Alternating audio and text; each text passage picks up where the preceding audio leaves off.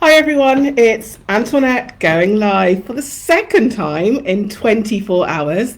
This is my Sunday Soul Search on a Monday, controversial. Yesterday's recording seemed to go a bit wonky, so I'm going to have a look at that when I've got a techie person in with me. So I want to talk about retreats and holidays this week. I'm just back from facilitating a business wellness retreat with my business partner Lindsay for our baby called Entrepreneurs. But what I realised in facilitating that for other women in my accountability session ahead of that, so I have two other women that I meet with every 3 to 4 months, where we hot seat each other and talk about what's our pressing problem, our gnarly problem for that season. I realised in mine that I have no plan to get away and to stop and to relax and recharge this year. I have a tradition in that week between Christmas and New Year of firming up my plan, of figuring out who it is that I want to prioritise seeing that year, of putting in the big blocks of when my larger rest spots will be. And actually, in the last couple of years, Lindsay has wonderfully designed a 10-year toolkit that helps us colour code all the different things that we need to do, from business retreats to day retreats to like holidays, for Lindsay, holidays without family, holidays with the kids, all of that. So I've got this really wonderful toolkit, but I haven't opened it. We're now the middle of February. I haven't opened it yet. So that's a problem. Since owning a business, for the last 10 years, I have averaged a 2-week break. And even that, I've worked.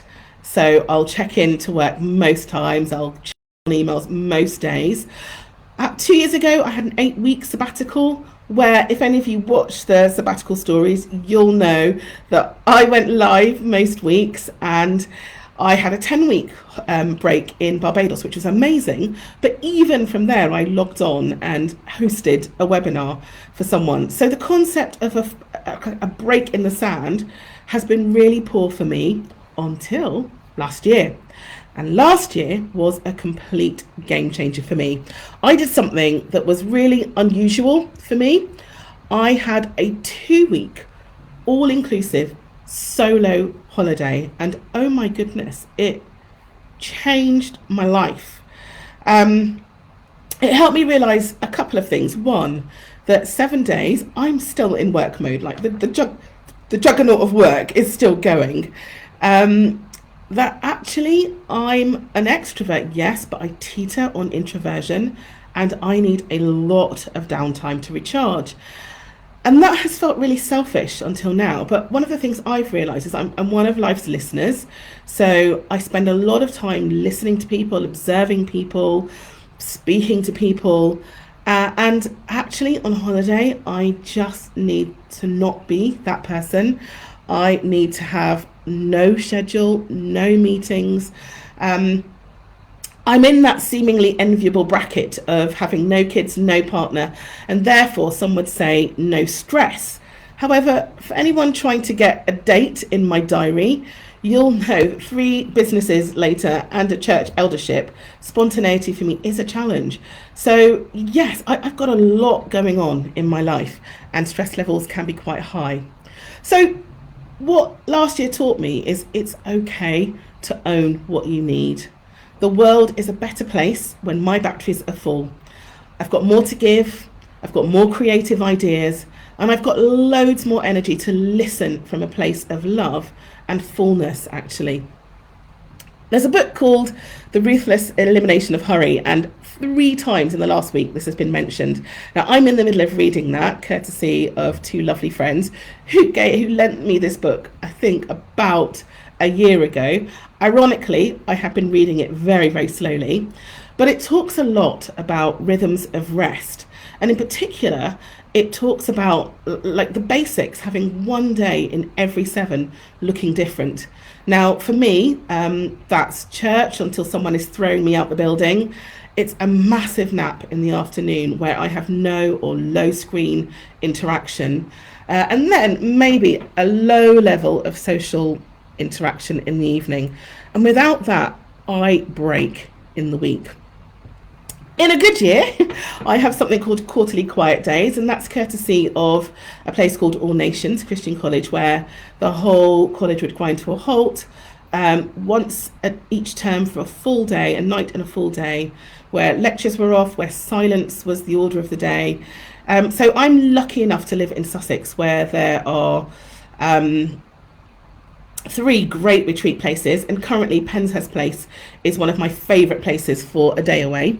I think I've gone live from there before, so yeah, that really helps.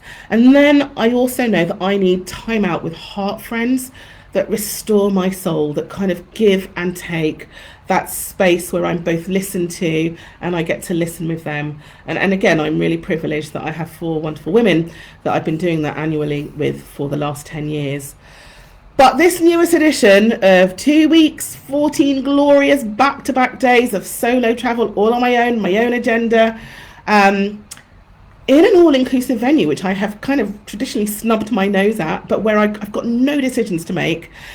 And, dare I say it, where I'm not the only black in the village. So actually being in a place where it's either a black majority country or there are other black travellers there, and even more so, a kid-free zone, if I dare mention that as well. That is like the ultimate for me. That really tops up my batteries. So I just want to end with a few questions. What does retreating to advance look like for you? What do you need to do to fill up your batteries so that you can launch into the world doing the stuff that you're made to do? What do your rhythms of rest look like? Do you have a 1 in 7 day that looks different to the rest? Where you can recharge in a different way. Do you have toolkits like I have from Lindsay? Do you have a 10-year plan? What do you use to help you map out what the year looks like so that you don't kind of keep going and forget about the essential rest breaks? And actually, selfishly, any recommendations for an all-inclusive venue where I won't stand out as a single black woman? I would really love to hear that. Please put your comments below. That's me done for another week. Monday on a Sunday or Sunday on a Monday, you get the drift. I'll be back next Sunday as usual for Sunday Soul Search, where you'll get my percolations of the week for around 5 minutes or so. Thanks so much for listening. Have a great week. Bye.